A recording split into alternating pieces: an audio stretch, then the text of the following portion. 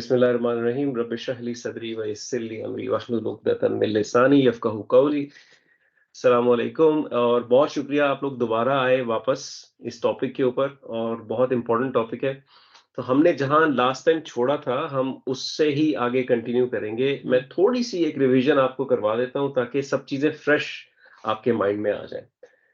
तो हमने काफी कुछ पढ़ा लास्ट टाइम। मैं सब कुछ तो नहीं आपको ऑफ कोर्स दोबारा बताना चाहूंगा, वो रिकॉर्डिंग है आप देख सकते हैं। लेकिन जहां हमने रोका, जो लास्ट टॉपिक पढ़ा था, हमने देखा था इब्राहिम अलैहिस्सलाम की जर्नी को कि अब इब्राहिम अलैहिस्सलाम इराक से आए फलस्तीन हिजरत करके, और हिजरत करने के बाद वहां पे उनके ज़ाहिर है दो बेटे थे, इस्माइल अलैहिस्सलाम और इसहाक अलैहिस्सलाम। इसहाक अलैहिस्सलाम से याकूब अलैहिस्सलाम और उनके 12 बेटे जो थे, उन 12 बेटों में से एक बेटे हजरत यूसुफ अलैहिस्सलाम थे।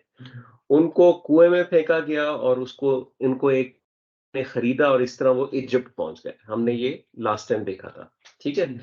और फिर जब कहत साली हुई और उसके नतीजे में उन्होंने अपने वालिद और अपने बाकी भाइयों को इजिप्ट ही पहुंचा लिया, बुलवा लिया अपने पास। इस तरह ये बनी इसराइल जो थी ये इजिप्ट पहुंच गई, ठीक है।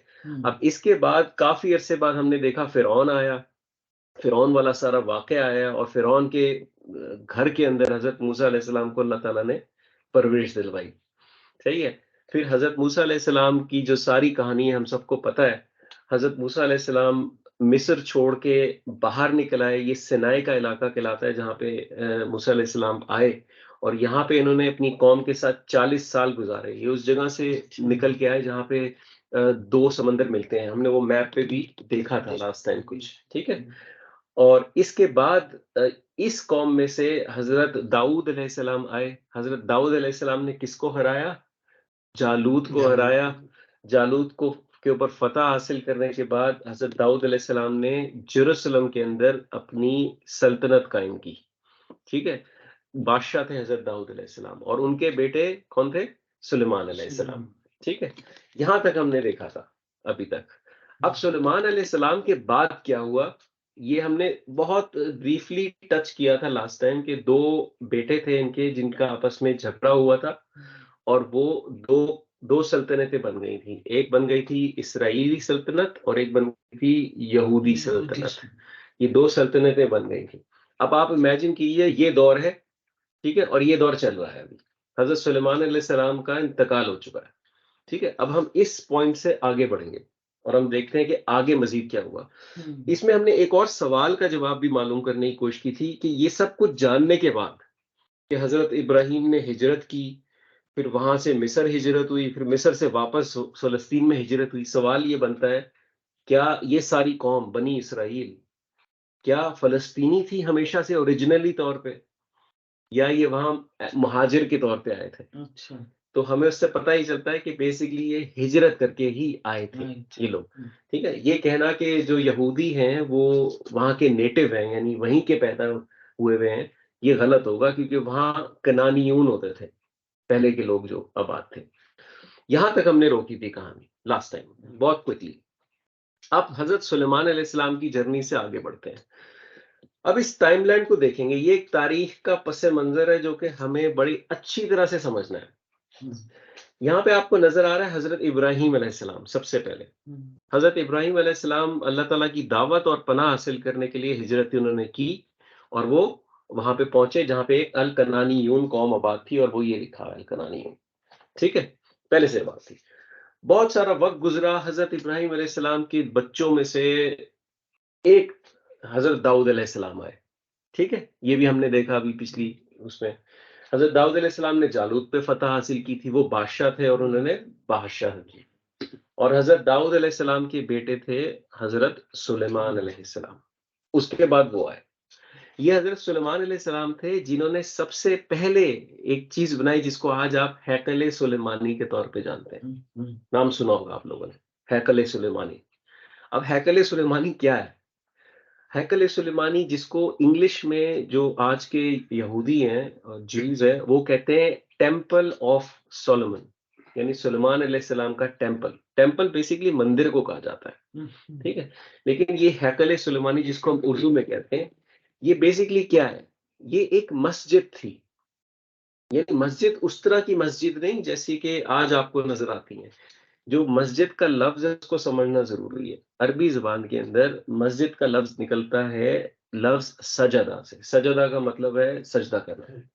सजदा यस्जुदु सजदन साजिदुन सुजिदा युस्जदु सजदन मसजूदुन, और उससे निकलता है मस्जदुन मस्जिदुन और मस्जदतुन। एक लफ्ज निकलता है मस्जिदुन। ठीक है। मस्जिद का मतलब होता है वो जगह जहाँ पे इबादत की जाए या सजदा किया जाए, इस जगह का नाम होता है ये। तो अल्लाह ताला ने, आपने देखा है सूरह इस्रा के अंदर मस्जिदुल अक्सा का लफ्ज यूज किया है। मस्जिदुल मिनल मस्जिदिल हरामी इलल मस्जिदिल अक्सा, सूरह इस्रा की जो आयत है। तो मस्जिद का मतलब है वो जगह जहां अल्लाह ताला की इबादत की जाए। तो हजरत सुलेमान ने जो कंस्ट्रक्शन बनाई थी ये एक इबादत गाह थी। उस दौर के, आप कह सकते हैं उस दौर के मुसलमान थे ये लोग। ठीक है। उन लोगों के लिए एक इबादत गाह थी। और इसकी इसकी अमेजिंग बात ये थी कि ये, क्योंकि हजरत सुलेमान को अल्लाह ताला ने जिन्नात पे गलबा दिया था, ये इमारत उनके जिन्नात ने बनाई थी। और ये हैकल इसको इसलिए कहा जाता है कि ये बहुत ही अमेजिंग किस्म की थी। इसमें आज भी आप जाएंगे, कुछ इसके पोर्शन ऐसे हैं जिसका पत्थर इतना बड़ा बड़ा है, आप सोचते हैं कि उस दौर में इंसान ने इसको उठाया कैसे होगा। आपके साइज से भी दो दो तीन तीन गुना बड़ा पत्थर है। तो ये जिन्नात ने मिलकर बनाई थी हजरत सुलेमान अलैहिस्सलाम के हुक्म के ऊपर। अब ये वो वक्त था कि जब हजरत सुलेमान अलैहिस्सलाम ने ये बना दिया, फिर उनका इंतकाल हुआ इसी जगह पे, और फिर उनके दोनों बेटों में दरार पड़ी और वहां से फिर मसाइल शुरू हुए और दो दो कौमें बन गई वो। ठीक है। अब ये वक्त चल रहा है, सही है। तो ज़हन में पिक्चर क्लियर हो गई होगी आपके। ठीक है। अब ये वो वक्त है जहां पे कुछ अरसे के बाद एक कौम आई जिसको कहा जाता है आशूरी। इंग्लिश में इनको कहते हैं असीरियंस। ये आई थी तकरीबन 742 कब्ले मसीह में। कब्ले मसीह का क्या मतलब है? कब्ले मसीह का मतलब होता है हजरत ईसा अलैहिस्सलाम की पैदाइश से पहले। कितने साल पहले? यानी 722 साल हजरत ईसा अलैहिस्सलाम की पैदाइश से पहले ये कौम आई थी, एक असीरियन। ये लोग जो होते थे ये पेगन्स थे। पेगन्स का मतलब होता है कि ये लोग बुत परस्त या आग की परस्त करने वाले, यानी एक खुदा के बजाय मल्टीपल खुदाओं की इबादत करने वाले लोग थे। इन्होंने सबसे पहले आके ना ये हैकल सुलेमानी जो था इसको तबाह किया था किसी हद तक। बहुत ज्यादा कामयाबी नहीं हुई थी इनको, लेकिन किसी हद तक इन्होंने किया था। इसके बाद एक बादशाह आया था। इस बादशाह को काफी शायद लोग जानते भी हों और आपने शायद सुना भी हो। इसका नाम था बख्त नसर। बख्त नसर एक बादशाह गुजरा है ये था बेबीलोनियन बादशाह। बेबीलोनियन बादशाह का मतलब होता है कि ये शहर बेबीलोन से यानी इराक से आया था। ठीक है। और ये आया था तकरीबन 586 और 87 ईस कबले मसीह में, हजरत ईसा की पैदाइश से तकरीबन 586 साल पहले। ये जो था ये बहुत ही टायरेंट था, यानी जालिम बादशाह था ये। और इसने आके ये हैकल सुलेमानी पूरी तरह से तबाह कर दिया था। ये जब आया था इसने सारे यहूदी जो थे उस वक्त के, उन सबको कत्लो गारत किया, जैसे आज आपको फलस्तीन में नजर आ रहा है। इसी तरह का कत्लो गारत और इससे भी ज्यादा बढ़ के इसने किया वहां पे। रहम नाम की कोई चीज नहीं थी इसके दिल के अंदर। ठीक है। इसने घरों में घुस के उनको मारा और बच्चों को, बूढ़ों को, औरतों को, सबको इसने कत्लो गारत किया वहां पे आके। और कंप्लीटली तबाह कर दिया इसने ये हजरत सुलेमान अलैहिस्सलाम का बनाया हुआ हैकल। ठीक है। अब इसके बारे में इसके बारे में एक और बात जानना जरूरी है कि ये वो वक्त था जब इसने अटैक किया और इसने इसकी तबाही फेरी। ये ही वो वक्त था जब एक बहुत इंपॉर्टेंट पर्सनैलिटी जिनका कुरान में भी जिक्र है, जिनको हम हजरत उजैर के नाम से जानते हैं। ठीक है। हजरत उजैर अलैहिस्सलाम ये एक ऐसे इंसान थे जो इसी दौर में थे। लेकिन इस दौर के, जो मेरी रिसर्च कहती है, आखिरी दौर के अंदर थे। हजरत उजैर सलाम उस दौर में आए थे जब ये तबाही कर चुका था काफी हद तक। काफी हद तक इसने तबाही कर ली थी। और हजरत उजैर अलैहिस्सलाम आए सुलेमान अलैहिस्सलाम और जकरिया अलैहिस्सलाम के दरमियानी दौर के अंदर। ठीक है, अभी हजरत ईसा और जकरिया अलैहिस्सलाम नहीं आए थे, सुलेमान अलैहिस्सलाम का इंतकाल हो गया था। उसके दरमियान वाला जो दौर है, ये उसकी बात हम कर रहे हैं। ठीक है, यहाँ पे आए हजरत उजैर अलैहिस्सलाम। उनका वाकया अगर आपको नहीं पता तो मैं बहुत क्विकली से आपको बता देता हूँ। हजरत उजैर अलैहिस्सलाम अल्लाह के एक बहुत नेक इंसान थे, और ये उस दौर के एक ऐसे इंसान थे जिनको तौरा हिफ्ज थी। ठीक है ना, इनको हिफ्ज थी तौरा बिल्कुल। और बहुत कम लोगों को तौरा उस वक्त हिफ्ज होती थी। ठीक है, ये उनमें से एक थे। और इनकी कुछ प्रॉपर्टी होती थी जो कि कुछ फासले पे होती थी। एक ज़माने में ये अपने उस विलेज गए देखने के लिए प्रॉपर्टी को, और वापसी में उनका गुज़र इस इलाके से हुआ, जिस इलाके में ये जो बख्त नसर है, इसने तबाही फेरी हुई। सही? जब इन्होंने इस इलाके को देखा, तो इनको क्या नज़र आया? टूटे हुए घर, लोगों की हड्डियाँ, स्कल, लोगों की खोपड़ियाँ पड़ी हुई नज़र आई। बहुत कुछ उन्होंने देखा, और उस वक़्त इनके ज़हन में ख़्याल आया कि अल्लाह ताला इसको कैसे दोबारा खड़ा करेगा? क्यूरियोसिटी थी उनको, शक नहीं था, क्यूरियोसिटी थी कि कैसे? उनके ज़हन में एक सवाल पैदा हुआ। जब ये सवाल उनके ज़हन में पैदा हुआ, तो अल्लाह ताला ने इसका जवाब देने के लिए उनको 100 साल के लिए सुला दिया। 100 साल के लिए उनको मौत दे दी। उनके साथ उनका एक डोंकी होता था, गधा, और उनका कुछ फूड होता था जिसमें फिग्स कहते हैं उसको, इंजीर को। फिग्स इंजीर है, ग्रेप्स होते थे यानी अंगूर। ठीक है, और एक सूखी ब्रेड थी। तो ये उस जमाने में ब्रेड को ना ग्रेप्स का जूस निकाल के उसमें जरा डुबो के ना खाया जाता था, ठीक, नरम करके। सही है। तो ये सब खाना उनके पास था। उनका एक डोंकी था, गधा, और खुद थे। इनको अल्लाह ताला ने मौत दी, इनके गधे को भी अल्लाह ताला ने मौत दी। 100 साल तक ये सोते रहे।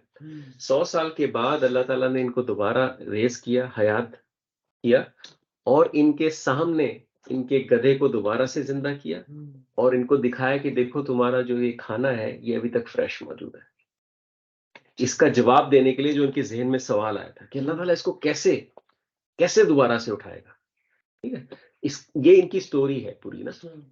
फिर ये वहां से अपने घर वापस गए, अपने जो विलेज जिससे आए थे। ये वापस गए तो इन्होंने देखा कि जो इनके बच्चे हैं, वो इनसे बड़ी उम्र के लगते हैं। क्योंकि ये तो 100 साल सोते रहे। इनकी उम्र तकरीबन 35 से 40 के दरमियान थी उस दौर में। तो बच्चे इनके इनसे बड़ी उम्र के लगते थे। इनके जो पोते उनसे बड़ी उम्र के लगते थे। ठीक? तो वहां पे कोई इनको नहीं पहचाना, लेकिन एक पुरानी खादमा थी जो उनके घर में काम किया करती थी, जो अब अंधी हो चुकी थी। उसके पास जब ये गए तो इन्होंने जाके कहा कि मैं उज़ैर हूँ। उन्होंने कहा कि उज़ैर तो अल्लाह के बहुत नेक बंदे थे, और जब वो दुआ करते थे उनकी दुआ पूरी होती थी। तुम दुआ करो मेरी आंखें ठीक हो जाए, मैं तब मानूंगी। ठीक है, और मैं चल भी नहीं सकती तो दुआ करो। इन्होंने दुआ की, उनकी आंखें ठीक हुई, वो उठ के खड़ी हुई, तो उन्होंने यकीन किया। फिर उन्होंने जाके इनको इनके बेटों से इंट्रोड्यूस करवाया, और फिर इन्होंने एक जगह से तौरा, इनके इनके वालिद थे, उन्होंने तौरा को एक दफन किया हुआ था एक जगह पे, वहां पे जाके उन्होंने उस तौरा को भी निकाला। तब जाके लोगों ने फिर इनको के ऊपर यकीन किया। ये पूरी जो कहानी है, इसका जिक्र मौजूद है सूरह बकरा की मेरे ख्याल आयत नंबर 259 के अंदर। ठीक है ना, ये कहानी मेंशन्ड है। ठीक है, और सूरह तौबा में भी हजरत उज़ैर अलैहिस्सलाम का जिक्र है। ठीक है, तो ये वाकया जो है पूरा हजरत उज़ैर अलैहिस्सलाम का, ये इस दौर में पेश आया जब बख्त नसर ने सारी तबाही फेर दी। ठीक है, क्योंकि अगर उसने तबाही ना फेरी होती, तो क्या उनको टूटे हुए घर नजर आते? क्या उनको लोगों की लाशें और हड्डियां हड्डियां नजर आती? क्योंकि बख्त नसर बहुत बहुत ही जालिम किस्म का बादशाह था। ठीक है, तो अल्लाह ताला ने सूरह इसरा के अंदर भी आगे जाके थोड़ा सा हम इसका कनेक्शन स्टैब्लिश करेंगे, मेंशन किया हुआ है इसराइलियों के लिए यानी यहूदियों के लिए कि हम तुम्हारे ऊपर अपने गुलाम भेजेंगे, सर्वेंट्स भेजेंगे, जो तुम्हें बर्बाद करेंगे। ठीक है, अल्लाह ताला ने उनको कहा हुआ है कि तुम 2 दफा फसाद फैलाओगे दुनिया के अंदर। यहूदियों को बोला है कुरान के अंदर। ठीक है, तो कहा जाता है कि ये वो एक, ये जो बख्त नसर था मुसलमान तो नहीं था, लेकिन ये अल्लाह ताला का भेजा हुआ एक गुलाम था। आप समझते हैं इस तरह की, जिसने आके ये इसराइलियों के साथ ये किया था। ठीक है, ज़ाहिर है अल्लाह ताला की मर्जी के बगैर तो कुछ नहीं होता। तो ये अल्लाह ताला का एक बेसिकली अजाब ही था उन लोगों के ऊपर। ये बख्त नसर का दौर था। इस दौर के बाद इसने क्या किया था, इसने जो यहूदी बच गए थे, बेशुमार यहूदियों को इसने कैद कर लिया था। और कुछ लोग कहते हैं ये कैद करके जो आज फलस्तीन का शहर है तेल अवीव, कुछ लोग कहते हैं कि वहां पे रखा था, और कुछ कहते हैं ये वापस इराक ले गया था। जो आपको इब्न कसीर की किताबों से मिलेगा, वो मिलेगा कि इराक वापस चला गया था उनको लेके। ठीक है, तो बहुत सारे कैदी हो गए थे। इस दौर के बाद एक और बादशाह आया, उस बादशाह को केरूस कहते हैं। ये केरूस इंग्लिश में साइरस कहलाता है, अगर आपने साइरस का नाम सुना है। क्योंकि आपको पता है इंग्लिश में मुझे कंफर्टेबल थोड़ा ज्यादा लगता है, तो मैंने खुद इनके नाम उर्दू में ढूंढे कि इनको कहा क्या जाता है, लेकिन ये एक्चुअली साइरस है, जिसको उर्दू में केरूस कहा जाता है। ये आया था तकरीबन 539 कबले मसीह में, 539 ईयर्स पहले हजरत ईसा अलैहिस्सलाम की पैदाइश से। ये बादशाह था पर्शियन, आग की पूजा करने वाले लोग थे ये रहम दिल बादशाह था। ठीक है, और ये बादशाह ऐसा बादशाह था जिसने आके यहूदियों को दोबारा आजाद किया था, और यहूदी इसको बहुत प्रेज करते हैं, उनकी तारीखों में इसका काफी जिक्र किया जाता है। ठीक है, ये वो बादशाह था जब इसने यहूदी आजाद किए, इसने कहा कि तुम्हारा वो हैकल जो था वो तबाह कर दिया था उसने, जाओ बनाओ दोबारा से। ठीक है, तो इसके कहने पे, इसकी इजाजत से दूसरा हैकल सुलेमानी यहूदियों ने इस वक्त बनाया। आज अगर आप मस्जिद अक्सा को देखें, आपने तस्वीरों में देखा होगा कि एक दीवार है जिसके सामने यहूदी खड़े होकर इबादत करते हैं। वो जो दीवार है वो इस वाले दूसरे हैकल सुलेमानी का एक हिस्सा है। पहले वाले का निशान नहीं मिलता बहुत ज्यादा आपको कहीं पे, दूसरे वाले का मिलता है। इसको आज कहा जाता है सेकंड टेम्पल ऑफ सोलोमन। ठीक है, ये इसकी मदद से इन्होंने बनाया। तो इसके दौर में काफी इनको आसानी रही और ये लोग आगे बढ़ते रहे यहूदी। लेकिन अभी भी आप देख रहे हैं कि जब इनकी हुकूमत सुलेमान अलैहिस्सलाम के बाद खत्म हुई इस पॉइंट पे जाके, इसके बाद से यहूदियों की हुकूमत नहीं आई। पहले एक बख्त नसर की हुकूमत आ गई, फिर केरूस की हुकूमत आ गई जो साइरस था। ये यहूदी नहीं थे लोग, इनकी हुकूमत नहीं थी ये। इसके बाद क्या हुआ? इसके बाद पैदा हुए हजरत ईसा अलैहिस्सलाम। अच्छा, ये वो वक्त था जब हजरत ईसा अलैहिस्सलाम पैदा हुए, और ये वो वक्त है जब आप इमेजिन कर सकते हैं कि जकरिया अलैहिस्सलाम, मरियम अलैहिस्सलाम सब थे इस टाइम पे थे।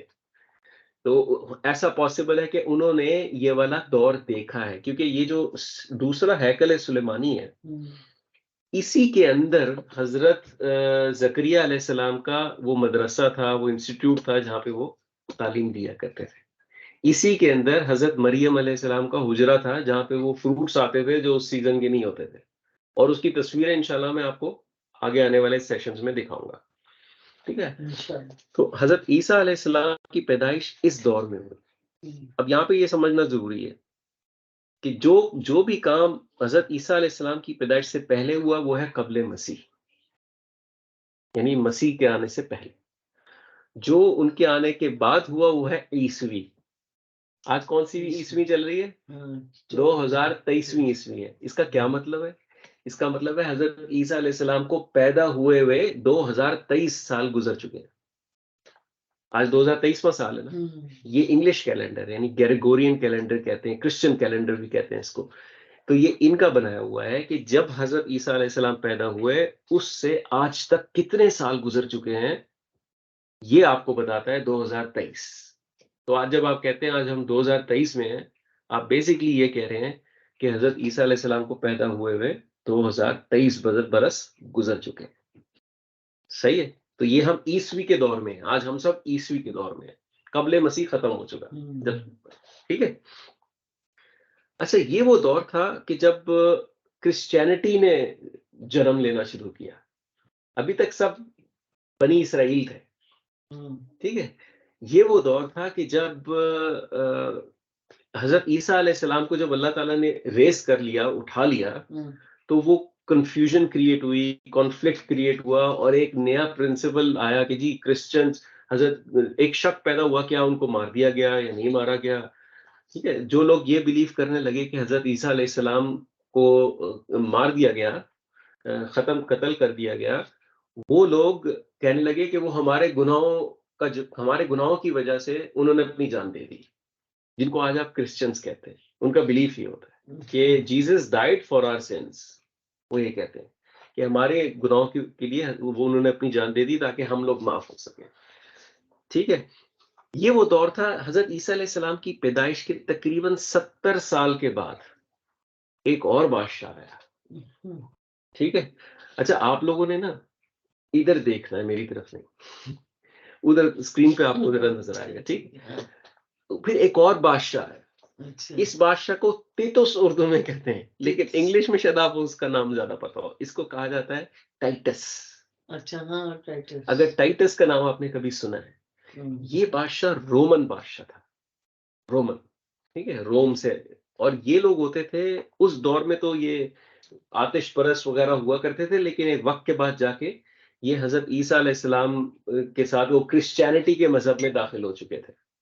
ठीक है, ये जब बादशाह आया है, ये बादशाह आया और इसने जो ये सेकंड टेंपल बनाया था, ये वाला, ये जो बनाया था इन्होंने यहूदियों ने, हैकल सुलेमानी, इसने इसको तबाह बर्बाद कर दिया दूसरी दफा। अच्छा, इसने अब इस बात को ज़हन में रखें कि यहूदियों के लिए ये जो दो हैकल हैं, इनकी अहमियत क्यों ज्यादा है। ये इनके आबाओ अजदाद ने बनाया है। हजरत दाऊद अलैहिस्सलाम, हजरत सुलेमान अलैहिस्सलाम इनके आबाओ अजदाद हैं। इन उनकी बनाई हुई पहली इबादत गाह थी ये इनकी। ठीक है, ये इनके लिए वैसा है जैसा आपके लिए आज खाना काबा है। ठीक है, अब आप उनके जहन में जाके देखें, ये नहीं कह रहा मैं कि मैं उनको सपोर्ट नहीं कर रहा हूँ, लेकिन मैं आप सोचें कि अगर आपका खाना काबा खुदा ना खास्ता किसी और के कब्जे में हो, तो जो आप फील करेंगे ना, वो आज यहूदी फील करता है। ठीक है, क्योंकि उनके लिए इसकी बहुत ज्यादा अहमियत है। सही है, तो यहाँ पे ये रोमन बादशाह है और इसने ये दोबारा तबाह बर्बाद कर दिया। और इसकी जो कुछ चीजें जो बची, वो आज आप देखते हैं वो वॉल की सूरत में है, जहां पे जाके ये इबादत करते हैं। जिस वॉल पे इबादत करते हैं वो एक्चुअली ये दूसरे वाले टेंपल की वॉल है, पहले वाले नहीं। सही है, इसके बाद बहुत अरसा गुजरा।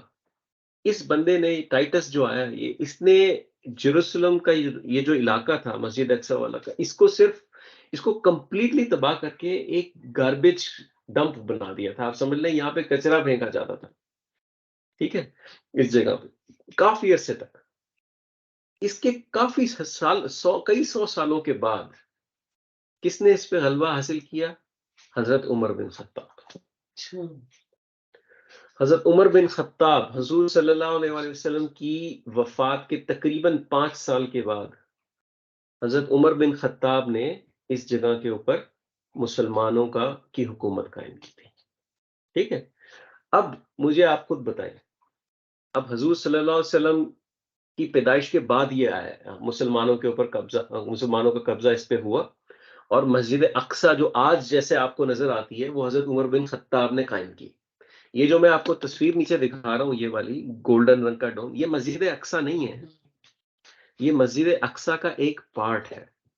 ठीक है ना, इसको कुब्बतुस सुखरा कहा जाता है या गोल्डन डोम कहा जाता है, जिसको हम आगे जाके पढ़ेंगे डिटेल में कि एक्चुअली क्या चीज है। ठीक है, तो अब ये वाला जो यहाँ पे, अब हजरत उमर बिन खत्ताब ने जब यहाँ पे आके इसके ऊपर कब्जा किया, मुझे इस सवाल का जवाब सोच के बताइए, क्या इसरा और मिराज का वाकया इस कब्जे से पहले हुआ कि बाद में? बाद में। हजरत उमर बिन खत्ताब के कब्जे से, क्योंकि हुजूर सल्लल्लाहु अलैहि वसल्लम की वफात के बाद हजरत उमर बिन खत्ताब पहले हुआ ना। इसका मतलब है जब हुजूर सल्लल्लाहु अलैहि वसल्लम यहाँ पे आए, तो यहाँ तो कोई मस्जिद अक्सा नहीं थी, वो तो हजरत उमर बिन खत्ताब ने बनाई ना, है ना। ठीक है, यहाँ कुछ नहीं था। ठीक है, यहाँ पे तो टाइटस का किया हुआ सब वो कबाड़ खाना था ना, बेसिकली कुछ भी नहीं था।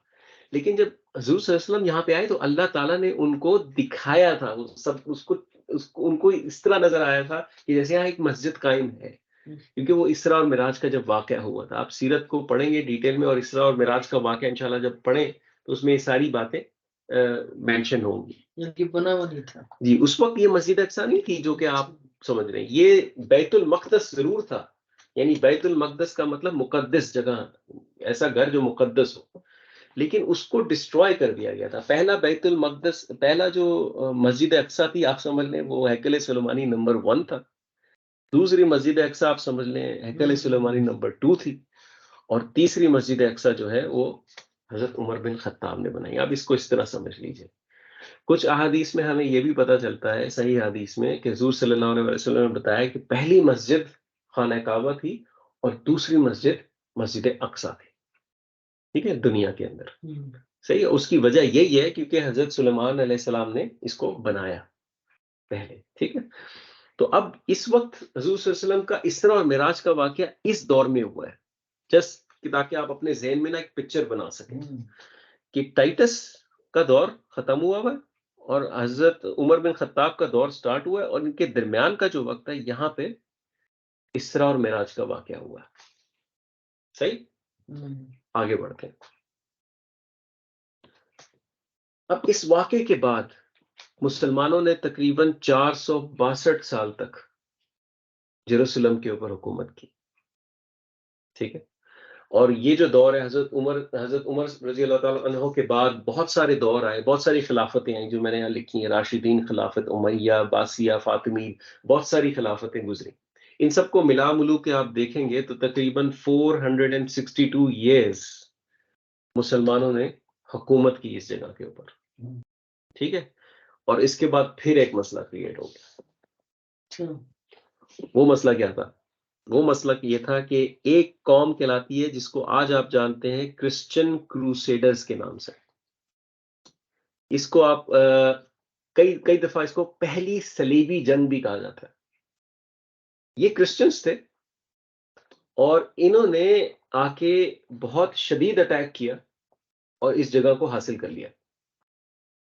ये अटैक हुआ तकरीबन 1099 ईयर के अंदर। जैसे आज 2023 चल रहा है, ये हुआ 1099 के अंदर अटैक। ठीक है, इन्होंने हासिल कर ली और ये क्रिश्चियंस थे और इन्होंने इस वक्त तकरीबन 88 ईयर्स इसके ऊपर हुकूमत की। अब ये वो वक्त है कि जब मुसलमानों के हाथ से चीजें निकल गई थी, ये दोबारा से क्रिश्चियन क्रूसेडर्स के हाथ में चली गई थी, नसारा के हाथ में, जो कि क्रिश्चियंस हुआ करते थे। इसके बाद एक मुसलमानों के एक बहुत मशहूर हीरो आए जिन्होंने इसको दोबारा फतह किया, और वो कौन थे? वो थे सलाहुद्दीन अल अय्यूबी। नाम सुना होगा आप लोग, सलाहुद्दीन अल अय्यूबी। ये वो इंसान थे जो कि उस दौर में मिस्र और शाम, जिसको आज आप इजिप्ट एंड सीरिया कहते हैं, ठीक है, मिस्र और शाम के सुल्तान हुआ करते थे। इन्होंने आके ये जो क्रिश्चियन क्रूसेडर्स थे इनसे दोबारा जेरूसलम को हासिल किया था। ठीक है, इस बात को हमें क्लियरली समझने की जरूरत है। ये जो मुजस्समा मैं आपको दिखा रहा हूं ये एक्चुअल मुजस्समा है जो इजिप्ट में आज भी मौजूद है, इनके मिलिट्री म्यूजियम के अंदर। मैंने खुद जाके ये देखा हुआ है मुजस्समा। इनके सितादेल सलादीन एक जगह है, बहुत बड़ा किला है जिसके अंदर ये म्यूजियम बना हुआ है, तो ये वहां का मुजस्समा है। और यहाँ पे इसका जो नीचे ये शील्ड है, इस पे लिखा हुआ है the best soldier on earth, दुनिया का सबसे बेहतरीन सिपाही।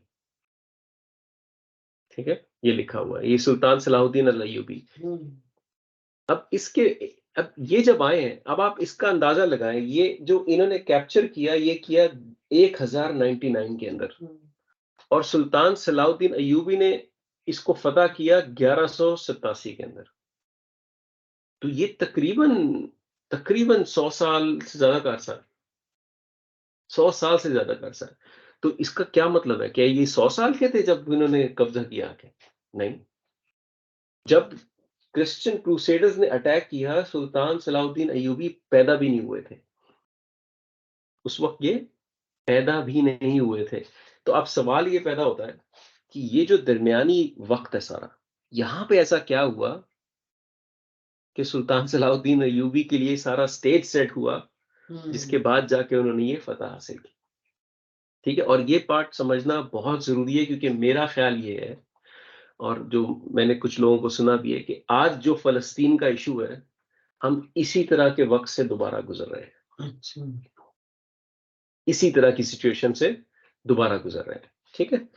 अब ये वो वक़्त था कि जहाँ इन 88 सालों के अंदर ऐसे बेशुमार वाक़यात पेश आए, जिसने एक ऐसी फाउंडेशन रखी, एक ऐसा प्लेटफ़ॉर्म बिल्ड किया जिसके ऊपर सुल्तान सलाहुद्दीन अल अय्यूबी ने जाके फिर फ़तह हासिल की। ऐसे नहीं हो गया। आप सोचिए पाकिस्तान के क़याम की बात करें आप। पाकिस्तान के क़याम में कई सालों की मेहनत है। कायद-ए-आज़म की, सर सैयद अहमद ख़ान जो लोकल लोग थे, बेशुमार लोगों ने बहुत सारी मेहनत की, उसके बाद जाके पाकिस्तान कायम हुआ, 47 के अंदर, है ना? तो वो जो वक़्त था, जब वो मेहनत कर रहे थे, वो ऐसे ही वक़्त था जैसे ये वाला वक़्त है अभी जो मैं आपको बता रहा हूँ। हम्म। और इस वक़्त एक साहब का मैं मेंशन करना चाहूँगा, एक हस्ती का नाम यहाँ पे बताना चाहूँगा कि एक साहब गुज़रे जिनका नाम है ज़ैनुल इस्लाम अल हरावी। हम्म। अच्छा, मैं सब समझता हूँ कि ये तारीख़ है और ये मुश्किल है समझना और ये याद रखना भी मुश्किल है। मेरा ये एक्सपेक्टेशन ये नहीं कि आप इसको याद रख लेंगे। मेरी एक्सपेक्टेशन ये है कि इसके बाद आपको एक अच्छा ओवरव्यू मिल जाएगा कि एक्चुअली सारी जो प्रॉब्लम क्रिएट हुई है आज तक की, वो कैसे क्रिएट हुई है? पीछे पीछे हुआ क्या-क्या है? ये जानना बहुत ज़रूरी है आज हमारा, हमारे बच्चों का और हमारे जो भी मुसलमान हैं, उनका जानना बहुत ज़रूरी है। ये जो थे ज़ैनुल इस्लाम अल हरावी, ये अफ़गानी थे और ये दमिश्क में हुआ करते थे। अच्छा। छोटे से थे जब वहाँ पे आए और इन्होंने वहाँ पे आके अरबी ज़बान, कुरान की तालीम और ये सब चीज़ें हासिल की और ये शेख बन गए यानी चीफ़ काज़ी बन गए दमिश्क के। ये वो थे कि जिनके पास कुछ लोग आए जब ये नसारा ये जो थे क्रूसेडर्स इन्होंने जब अटैक किया, तो यहाँ से कुछ लोग बच के भागे और एक गिरोह इनके पास आया, दमिश्क। दमिश्क बिल्कुल ऊपर है जेरूसलम के, ठीक है? और इस गिरोह ने इनको आके बताया कि हमारे पे अटैक हो गया है, मुसलमान बहुत मुश्किल में हैं और मारे जा रहे हैं, काट रहे हैं वो लोग मुसलमानों को। जैसे आज फ़लस्तीनी आवाज़ उठाते हैं और लोग बोलते हैं, इसी तरह, ठीक है? कि बहुत मुश्किल में और ये उनके पास एक मुसहफ़ था जो वहाँ से बचा के लाए थे, कुरान और उन्हें वो कुरान था हज़रत उस्मान अलैहिस्सलाम के दौर का। अच्छा। उन्होंने कहा कि हमने इस कुरान को बचा लिया है, आप प्लीज़ हमारी मदद करें, ठीक है? ये वो दौर था। इस दौर के अंदर भी जो हुक्मरान थे उस वक़्त के, वो खामोश थे, कोई कुछ नहीं कर रहा था और जो नसारा है, ये जो सलीबी जंग के नतीजे में जो मुसलमान वहाँ पे उस दौर के मुसलमान रहते थे, उनके ऊपर ज़ुल्म और सितम हो रहा था। एग्ज़ैक्टली वही सिचुएशन है, जो आज आपको महसूस हो रही है, फ़लस्तीन के मामले में, ठीक है? आप देख रहे हैं मुसलमान लीडर्स हैं, कितने ममालिक हैं जो आवाज़ उठा रहे हैं, कोई भी नहीं, ठीक है?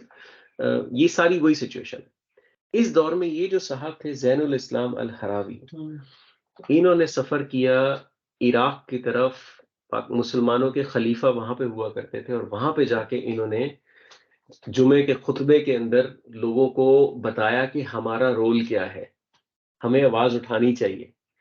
और ये जब इन्होंने ये काम किया तब भी ये सलाहुद्दीन अय्यूबी पैदा भी नहीं हुए थे उस दौर में। उस वक़्त इन्होंने ये काम स्टार्ट किया था और वो जो चीज़ थी, ये पहला स्टेप बना और इस स्टेप के बाद बात बढ़ती गई, आवाज़ उठती गई, उठती गई, उठती गई और एक वक़्त ऐसा आया ये जब सलाहुद्दीन अय्यूबी मिस्र के बादशाह बन चुके थे, इनके कानों में पड़ी, ये इश्यू इतना बड़ा बन गया, तो इन्होंने फैसला किया मैं जाऊँगा यरूशलेम को फ़तह करने के लिए, ठीक है?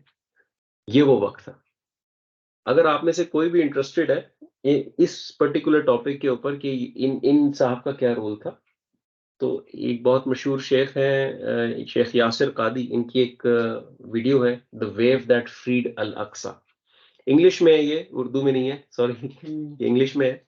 इसको ज़रूर देखिए, आपको काफ़ी हद तक अंदाज़ा हो जाएगा कि ये दरमियान का जो सारा सीन है ये क्या था, ठीक है? अच्छा, अब इसके बाद बताने को मेरे पास काफ़ी कुछ है, लेकिन मुझे ऐसा लग रहा है कि पाकिस्तान में काफ़ी देर हो रही है, सही है? 11:30 हो रहे हैं और ये काफ़ी मैंने आपको डिटेल्ड हिस्ट्री बताई है। इसको हज़म भी करना ज़रा टाइम लगेगा आप लोगों को।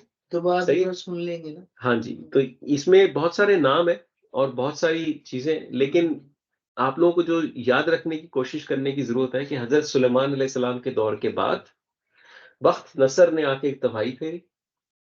बख्त नसर के आने के बाद साइरस आया, साइरस ने आके यहूदियों को दोबारा आजाद किया और उनका दोबारा से टेंपल बना जिसको हैकल कहते हैं। उसके बाद टाइटस आया, टाइटस ने फिर उसको तबाह कर दिया। फिर हजरत उमर बिन खत्ताब की हुकूमत है। ठीक है, ये जब हजरत उमर बिन खत्ताब की हुकूमत थी, इसमें यहूदियों को हकूक मिले, क्रिश्चियनों को हकूक मिले, मुसलमानों को हकूक मिले। बहुत पीसफुल दौर था, तकरीबन 450 साल का, 450 साल का।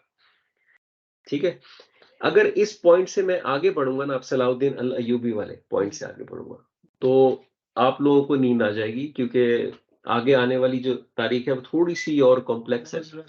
ठीक है, उसमें खिलाफत उस्मानिया का थोड़ा सा जिक्र है। अब आपको पता चलना शुरू होगा कि ये जो आपको खिलाफत उस्मानिया का पता है, उर्तुगुल और उस्मान और ये सब, ये इस पूरी स्टोरी में कहाँ पे आते हैं? ठीक है, ये लोग इस स्टोरी में कहाँ पे फिट होते हैं आके? और ये जो ब्रिटिश आए, ब्रिटिशर्स आ रही, पाकिस्तान इस स्टोरी में कहाँ पे आके फिट होता है? अब आगे आने वाली तारीख में इन चीजों का जिक्र है। सही है, हमें मिसाल, मेरे ख्याल में अगला जो सेशन है उसके अंदर हम लोग आने वाली तारीख को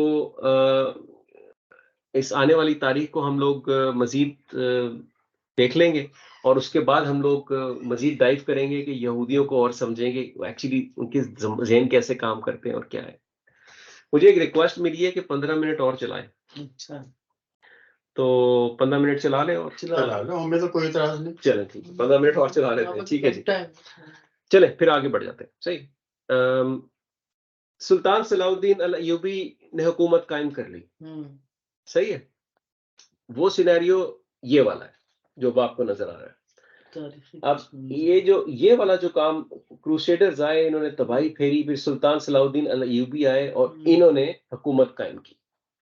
ठीक है, इनके दौर में अय्यूबी और ममलूक, ये दो मुसलमान हुकूमतें थी। तो चलिए, जब इनका दौर खत्म हुआ तो ये हुकूमत शिफ्ट कर दी गई खिलाफत उस्मानिया को। अच्छा, मुसलमान हुकूमत मूव कर दी गई खिलाफत उस्मानिया में। ये वो दौर था जब उर्तुगुल, गाजी, उस्मान वगैरह का दौर गुजर चुका था, और उस्मान जो थे उन्होंने अपनी खिलाफत कायम कर ली हुई थी। तब जाके एक वक्त आया जिसमें इनको ये खिलाफत दे दी गई, ट्रांजिशन हो गई मुसलमानों की मुसलमानों से। अभी भी मुसलमानों के हाथ में ही कंट्रोल है इस पूरे रीजन का। फलस्तीन जो है सारा मुसलमानों के हाथ में है अभी भी। ये वो दौर है कि मुसलमानों ने मजीद 330 साल हुकूमत की इसके ऊपर। 330 साल। अब आप हिसाब लगाएं, 462 ईयर्स पहले और 330 साल बाद में। ठीक है, तो आप तकरीबन 800-900 साल की बात कर रहे हैं जो मुसलमानों ने हुकूमत की है जेरूसलम के ऊपर, बैतुल मक़दस के ऊपर, मस्जिद अक्सा और ये सब चीजें। ठीक है, और मस्जिद अक्सा बन चुकी है जैसे कि आज आपको नजर आती है। सही है, प्रॉब्लम कहां से स्टार्ट हुआ? प्रॉब्लम कहां से स्टार्ट हुआ? प्रॉब्लम स्टार्ट हुआ जब खिलाफत उस्मानिया के अंदर एक सुल्तान आया जिसका नाम है सुल्तान अब्दुल हमीद। अच्छा, वो सुल्तान अब्दुल हमीद खिलाफत उस्मानिया तक 500-600 साल तक हुकूमत करती रही। सही है, और सुल्तान अब्दुल हमीद वो आखिरी सुल्तान थे खिलाफत उस्मानिया जिन्होंने जेरूसलम के लिए जिद्दोजहद की, जिन्होंने उसको बचाने की पूरी कोशिश की। ये आखिरी सुल्तान थे। इनका क्या चैलेंज था? इनका चैलेंज ये था कि इनके दौर में यहूदी भी थे और क्रिश्चियंस भी थे और मुसलमान भी थे, और खिलाफत उस्मानिया के अंदर बहुत सुकून से हर कोई रहा करता था। लेकिन एक यहूदियों की ब्रांच ऐसी थी जो कि कहती थी कि हम खुश नहीं है, हमें अपना मुल्क खुद बनाने की जिद्दोजहद करनी चाहिए। अच्छा, और उसको जो लीड करता था, उस बंदे का नाम क्या था? उसका नाम था थियोडोर हर्जल। थियोडोर हर्जल, ये एक बंदा जो था, ये था ऑस्ट्रिया का और हंगरी का जीव। ठीक है, यहूदी। ये वो बंदा था जो जर्नलिस्ट भी था, लिखता भी था, पढ़ा लिखा इंसान था। इसने सबसे पहले एक किताब लिखी जो कि मैं आपको यहाँ दिखा रहा हूँ, द ज्यूइश स्टेट के नाम से। द ज्यूइश स्टेट यानी यहूदी मुल्क के नाम से इसने पहली किताब लिखी। ये जर्मन जबान में लिखी गई क्योंकि ये ऑस्ट्रिया का था। ये आप ऑनलाइन सर्च करें, पीडीएफ मिल जाएगी, आप डाउनलोड करके पढ़ सकते हैं क्या लिखा था इसने, आज पढ़ी है जगह पे। इसने ये बीज डाला कि यहूदियों देखो, हमें अपना मुल्क चाहिए, क्योंकि तौरा के अंदर अल्लाह ताला ने यहूदियों से उनका एक लैंड प्रॉमिस किया, ठीक है, लेकिन उसको हासिल करने का जो प्रोसेस है, अल्लाह ताला ने उनको ये कहा हुआ है कि तुम्हारा मसाया जब आएगा वो तुम्हें वो लैंड देगा, ठीक है। हजरत मूसा के साथ उन्होंने गद्दारी की। हजरत मूसा के बाद जो भी आए उनको उन्होंने माना नहीं, ठीक है, तो वो वाला ऑप्शन उनके लिए तो खत्म हो गया। वो आज तक अपने मसाया का ही वेट कर रहे हैं, सही है। तो इसने क्या किया, इसने कहा कि नहीं नहीं नहीं, मसाया तो जब आएगा आएगा, हमें मुल्क हासिल करने की कोशिश करनी चाहिए। तो सुल्तान अब्दुल हमीद का जो दौर था, अगर आप इनका ड्रामा भी देखते हैं, अगर कोई देखता है, इनका एक ड्रामा पब्लिश्ड है टर्किश टेलीविजन का, उसमें भी आपको ये चीजें नजर आएंगी कि ये पूरी एक मुहिम थी जो कि इसने चलाई फलस्तीन के ऊपर काबिज होने के लिए, ठीक है। अब ये कैसे हुआ, इसके बाद क्या हुआ कि तकरीबन 1917 के अंदर खिलाफत उस्मानिया खत्म हो गई। खिलाफत उस्मानिया खत्म हुई और पहली जंग अजीम स्टार्ट हुई। पहली जंग अजीम 1914 के अंदर फर्स्ट वर्ल्ड वॉर स्टार्टेड, ठीक है। ये जब स्टार्ट हुई है वॉर, तो उस वक्त एक इन लोगों का, जहां हम लोग बैठे हैं ब्रिटिश, इन लोगों का बहुत बड़ा रोल है इसके अंदर, ठीक है। इन्होंने क्या किया, इन्होंने एक चीज पास की जिसको कहा जाता है ब्रिटिश मैंडेट, और इसको पास करने से पहले एक कानून पास किया, एक स्टेटमेंट पास की जिसको कहा जाता है बेलफोर डिक्लेरेशन 1917 में। जब खिलाफत उस्मानिया गिरी 1917 में, तो ये एक बेलफोर साहब थे यहाँ ब्रिटिश के, यूके के, ठीक है। इन्होंने ये एक डिक्लेरेशन दी जाके कि भाई कि यहूदियों का अपना मुल्क होना चाहिए, उनको अपना मुल्क बना के देंगे, सही है। और ये ऑफ कोर्स जाहिर है इन सबके साथ मिले हुए थे थियोडोर हर्जल के साथ। और ये जो डिक्लेरेशन आई, इसके तकरीबन 3 साल के बाद 1917 में ये आई, और 1920 में फॉर्मली कानूनी तौर पे यूनाइटेड नेशंस ने जाके कहा कि ठीक है जी, फलस्तीन को हम लोग डिवाइड कर रहे हैं 2 पार्ट्स के अंदर, एक अरबों का होगा और एक यहूदियों का होगा, ठीक है। ये ब्रिटिशर्स ने किया यहाँ पे, इन्होंने ये सारी करप्शन की थी, ठीक है। इसके बाद पाकिस्तान का कयाम हुआ है, इस बात को समझें। खिलाफत उस्मानिया गिरी और पाकिस्तान का कयाम हुआ। आप किसी वजह से कहते हैं पाकिस्तान का मतलब क्या, ला इलाहा इल्लल्लाह, और वो आप इसलिए कहते हैं कि जब खिलाफत गिरी तो पाकिस्तान के कयाम का मतलब था कि हम दोबारा रिवाइव करेंगे इस्लाम को, मुसलमानों को दोबारा उठाएंगे, ठीक है, खिलाफत लाएंगे दोबारा से, ठीक है। इस पाकिस्तान का कयाम उस वक्त हुआ। आप देखें, ये खिलाफत उस्मानिया 1917 में गिरी और 47 में जाके पाकिस्तान बना, तकरीबन 30 साल का फर्क है ये, है ना। तो कायदे आज़म के ज़हन में कैसे ख्याल आया कि मुसलमानों का एक मुल्क होना चाहिए? क्यों ख्वाब आया अल्लामा इकबाल को कि एक मुल्क होना चाहिए? इसीलिए ख्वाब आया ना कि वहां पे मुसलमान खत्म हो रहे थे, खिलाफत खत्म हो गई, तो फिर मुहिम स्टार्ट हुई और अल्टीमेटली फिर पाकिस्तान बना। पाकिस्तान बना था मुसलमानों को उठाने के लिए। अब आज जो भी हो रहा है उसकी अल्लाह ताला हिकमत जानता है, लेकिन इसलिए बना था पाकिस्तान, ठीक है। यहाँ पे पाकिस्तान बना 1947 में, और अगले साल बन गया इसराइल। 1948 के अंदर इसराइल पहली बार एक मुल्क की तरह नक्शे के ऊपर लगा दिया गया, क्योंकि 1920 में बरतानिया ने कह दिया था कि जी हाँ जी बना दो, और फिर जाके 1948 में पहली बार इसराइल का बाकायदा कयाम हो गया। यरूशलेम जो था, जेरूशलेम जिसको हम कहते हैं, यरूशलेम को न्यूट्रल रखा गया, गैर जानिबदार कहते हैं। कहने का मतलब ना ये यहूदियों का होगा, ना ये अरबों का होगा, मुसलमानों का होगा, उसको अलग से रखा गया।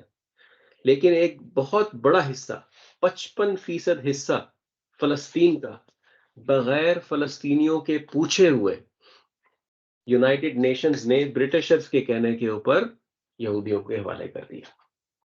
यानी आप सोचें, पाकिस्तान को, अब पाकिस्तानी है तो मैं पाकिस्तान की मिसाल दे रहा हूं, पाकिस्तान को एक मुल्क उठे और वो क्या, पाकिस्तान का आधा हिस्सा जो है मैं फला फला कौम को दे रहा हूं, ठीक है, और आपसे पूछा भी ना जाए, आपका कोई सही ना हो उसके अंदर, तो आपको कैसा लगेगा? तो फलस्तीनियों के साथ ये हुआ। वो रह रहे थे यहाँ पे फलस्तीनी, जब हिटलर ने उनके ऊपर जुल्म करना शुरू किया यहूदियों के ऊपर, तो बहुत सारे यूरोपियन यहूदी यूरोप छोड़ के फलस्तीन आए थे पनाह लेने के लिए, और फलस्तीनियों ने उनको पनाह दी, ठीक है, रिफ्यूजीज के तौर पे। लेकिन फिर हुआ क्या कि इनको 55% फलस्तीनियों का मुल्क दे दिया गया और कहा गया जी चलो जी, अब ये यहूदियों का मुल्क हो गया, ये अरबों का मुल्क हो गया। अब जाहिर है उन फलस्तीनियों से आपने कुछ पूछा नहीं तो रिएक्शन तो आना है, सही है। जब रिएक्शन आया तो एक जंग छिड़ी, और जंग क्या छिड़ी कि इजराइल जो था उस दौर में जो बना था, उसने जिस दिन इनको बनाया गया अगले ही दिन इन्होंने फलस्तीनियों के ऊपर वैसे ही अटैक किया जैसे आज आप गाजा पे देख रहे हैं। अच्छा। बिल्कुल वैसे। इस इवेंट को तारीख में नकबा कहा जाता है, पहला नकबा। नकबा अरबी जबान का लफ्ज है और नकबा का मतलब है कैटास्ट्रॉफी। अब इसका उर्दू क्या है, तबाही और बर्बादी आप कह लें, ठीक है।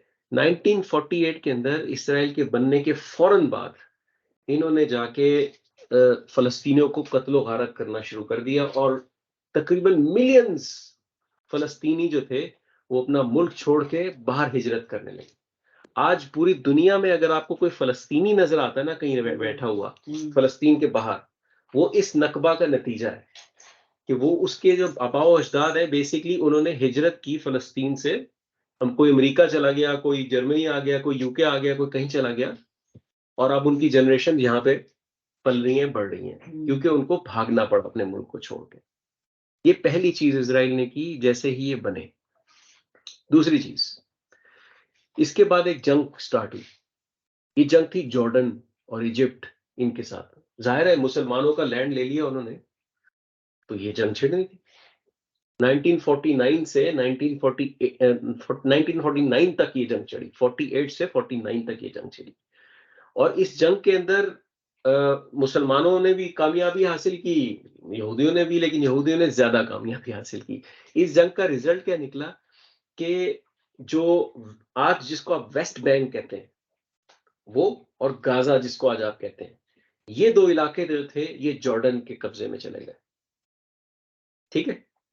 और सॉरी, वेस्ट बैंक जो था वो जॉर्डन के कब्जे में चला गया, और गजा जो था वो इजिप्ट के कब्जे में चला गया। आज भी गजा की एक एंट्री इजिप्ट से होती है, ठीक है।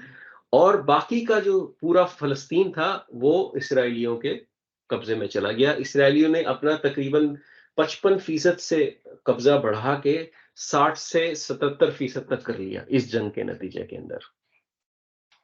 इसके बाद मामला उसी तरह चलते रहे, और इसके बाद एक और वाकया हुआ, एक और चीज जिसको नस्का कहा जाता है, सेकंड नस्का। ये वो दौर था जब 1967 के अंदर, कि जब इसराइल ने दोबारा से इसी तरह का अटैक किया जैसे आज किया हुआ है, और जैसे ये पहले नकबा के केस में किया था। फिर से ये क्यों किया? ये इसलिए किया कि जो वेस्ट बैंक का इलाका जॉर्डन ले गया है और जो गाजा का इलाका इजिप्ट ले गया है, मैं वो भी हासिल करूं, और जो जेरूसलम का इलाका है जो ना अरबों का था ना यहूदियों का था, मैं उसके ऊपर भी कंट्रोल ले।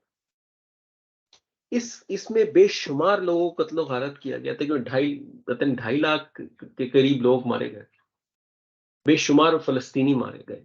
इसको 6 डे वॉर भी कहा जाता है, अगर आप लोगों ने तारीख में पढ़ा हो। 6 डे वॉर, 6 दिन तक ये जंग चली थी, ठीक है। लेकिन इसके बाद इसराइल ने पूरा कंट्रोल संभाल लिया उस पूरे फलस्तीन रीजन का। और अब हम खड़े हैं आज के ऊपर।